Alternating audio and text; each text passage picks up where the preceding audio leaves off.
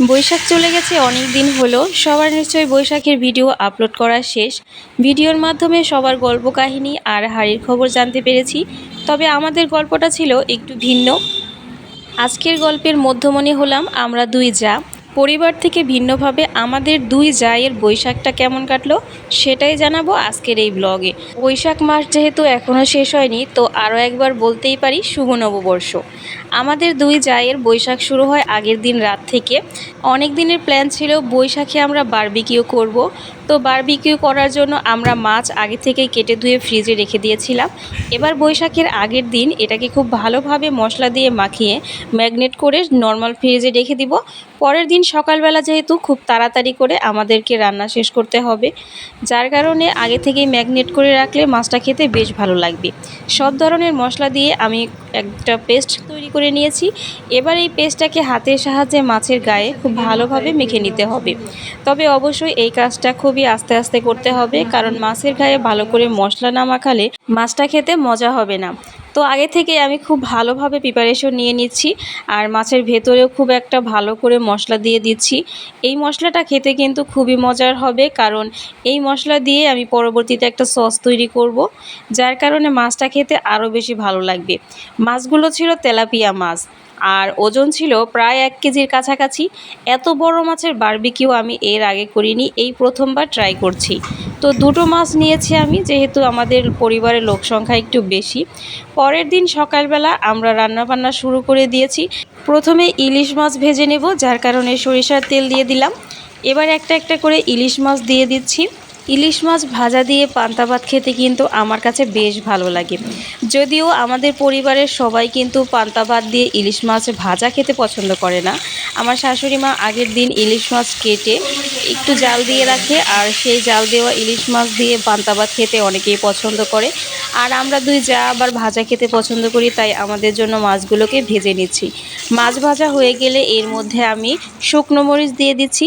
শুকনো মরিচগুলোকেও একটু ভেজে নিচ্ছি, কারণ শুকনো মরিচ ভাজা দিয়ে আলু ভর্তা করব। আলু ভর্তা দিয়ে পান্তা ভাত খেতে আবার আমাদের বাসার সবাই খুব পছন্দ করে, তাই একটু বেশি পরিমাণে আলু ভর্তা করে নিচ্ছি। আলু ভর্তা আমি আগে থেকে আলুটা সেদ্ধ করে নিয়েছি। সকালবেলা বৈশাখের দিন ঘুম থেকে উঠেছিলাম অনেক ভোরবেলা, তারপরও রান্নাবান্না শেষ করতে করতে প্রায় 10টা বেজে গিয়েছিল। এর মধ্যে আমাদের পরিবারের অর্ধেক লোকের খাওয়া দাওয়া শেষ হয়ে গেছে, শুধু আমরা দুই যাই বাকি আছি। তবে এর একটা কারণ আছে। আগেই বলেছিলাম না, আমাদের বৈশাখটা হয়েছিল একটু ভিন্নভাবে। পরিবারের সাথে থাকলেও আমরা কিন্তু দুই যা আলাদা বৈশাখ পালন করেছিলাম সেই দিন, কারণ আমরা দুজনেই হচ্ছি কন্টেন্ট ক্রিয়েটর। আর কন্টেন্ট ক্রিয়েটর করার ক্ষেত্রে আমাদেরকে দেখা যায় ভিডিও তৈরির জন্য নানা রকম পদ্ধতি অবলম্বন করতে হয়। যেমন এই যে বৈশাখ পালন করছি, এটা যদি আমরা কন্টেন্ট ক্রিয়েটর না হতাম তাহলে কিন্তু অর্ধেক মানুষ বৈশাখ পালন করতেই জানতাম না। কিন্তু যেহেতু এখন ভিডিও তৈরি করতে হবে, ভিডিওর একটা বিষয় পাওয়া গেছে পহেলা বৈশাখ, তো সেই বৈশাখটাকেই আমরা কাজে লাগাচ্ছি। আর শুধুমাত্র ভিডিও করার উদ্দেশ্যই হচ্ছে আজকের বৈশাখটার এত আয়োজন করা হচ্ছে, যার কারণে আমরা দুই যা এখনও না খেয়ে আছি। বাট আমাদের পরিবারের সবার এতক্ষণে খাওয়া দাওয়া শেষ। যাই হোক, এই যে মাছটা ফ্রাই করা হয়ে গেছে, মাছটা অবশ্যই অল্প তেলে ভাজতে হবে। ডুবা তেলে ভাজলে কিন্তু মাছটা ফ্রাই হয়ে যাবে, বারবিকিউ হবে না। তো মাছটা ভাজার পর কিভাবে প্যান থেকে উঠাবো সেটা নিয়েও আমরা দুইজনে পদ্ধতি করছিলাম। তো এত বড় মাছটা আসলে ভাজার পর নরম হয়ে গেছে। যাই হোক, কষ্টসিষ্ট করে এই যে মাছটা উঠিয়ে নিয়েছি। ভাজার পর দেখতেই পাচ্ছেন মাছটা কেমন হয়েছে, বেশ সুন্দর লাগছে কিন্তু দেখতে। খেতেও মাশাআল্লাহ অনেক বেশি ভালো হবে। এরই মধ্যে আমি খেসারির ডালের ভর্তা বানিয়ে নিয়েছি, আরও বানিয়েছি ডালের বড়া। তো এখন সব কিছুকে সাজিয়ে গুছিয়ে নেওয়ার পালা। আর খাবার জন্য ঘরের ভেতরে আজকে আর ভালো লাগছিল না, কারণ এত আইটেমস করা হয়েছে, টেবিলে হয়তো জায়গায় হবে না। তাই ভাবলাম যে আজকে উঠানে বসেই আমরা ভাত খাবো। তখন মোটামুটি 11টা থেকে 11:30টার মতো বেজে গেছে। সেই মুহূর্তে আমরা সব কিছুকে বাহিরে এনে সব কিছু একসাথে পরিবেশন করি। এরপর আমরা দুই যা মিলে একসাথে সকালের নাস্তা করি। সকালের নাস্তা করার পর এত বেলা হয়ে গেছিল, পরে আর দুপুরের নাস্তাটাই করা হয়নি। এদিকে মশা মাছির অত্যাচারে ভিডিওই করতে পারছিলাম না। একজন বাতাস করছিলাম আর একজন ভিডিও করছিলাম।